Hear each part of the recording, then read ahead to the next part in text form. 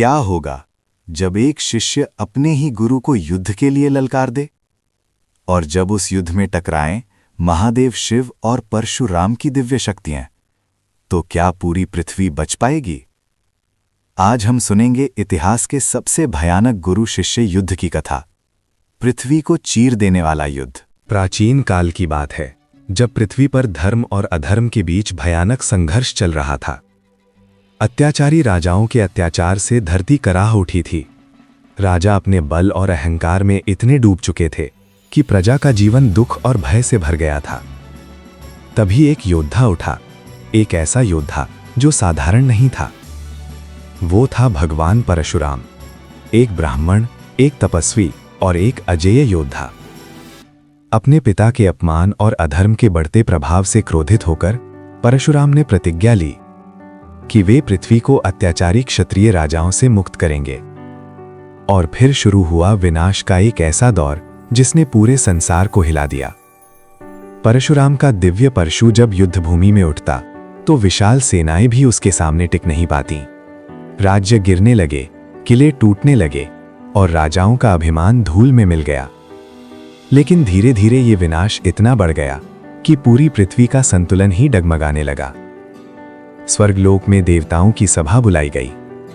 देवता चिंतित थे, अगर ये युद्ध जारी रहा तो मानव सभ्यता ही समाप्त हो सकती थी। तब सृष्टि के रक्षक विष्णु और सृष्टि के निर्माता ब्रह्मा ने एक निर्णय लिया। केवल एक ही देवता थे जो परशुराम को रोक सकते थे, उनके गुरु महादेव शिव।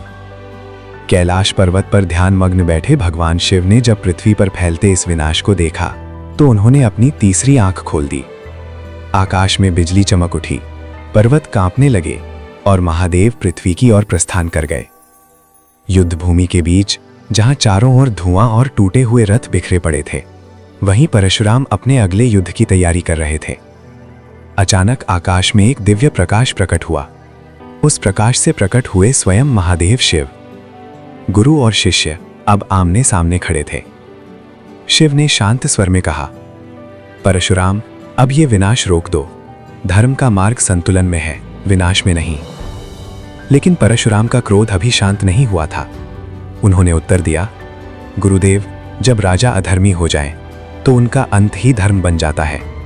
और उसी क्षण शुरू हुआ इतिहास का सबसे भयानक गुरु शिष्य युद्ध। परशुराम ने अपना दिव्य परशु उठाया और बिजली की गति से आक्रमण किया, लेकिन महादेव ने अपने त्रिशूल से उस वार को रोक लिया। दोनों दिव्य अस्त्रों की टक्कर से ऐसी ऊर्जा उत्पन्न हुई कि पर्वत टूटने लगे, धरती कांप उठी, समुद्र में विशाल लहरें उठने लगीं। देवता और ऋषि आकाश से ये भयानक युद्ध देख रहे थे। फिर महादेव ने अपना रुद्र रूप धारण किया। उनकी आंखों में ब्रह्मांड की अग्नि जल रही थी। लेकिन परशुराम भी पीछे हटने वाले नहीं थे। उन्होंने अपनी सारी शक्ति एकत्र की और अंतिम प्रहार के लिए अपना परशु उठा लिया। उधर महादेव ने अपनी तीसरी आंख की शक्ति जागृत कर दी।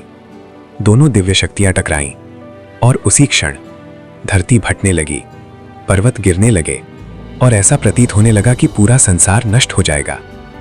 तभी एक क्षण के लिए दोनों रुक गए। उन्हें एहसास हुआ कि यह युद्ध अगर जारी रहा तो सृष्टि का अंत हो सकता था। धीरे धीरे परशुराम का क्रोध शांत होने लगा। उन्होंने अपना परशु नीचे कर दिया। महादेव ने अपने शिष्य की ओर देखा और शांत स्वर में कहा, सच्चा योद्धा वही है जो अपनी शक्ति को नियंत्रित करना जानता है।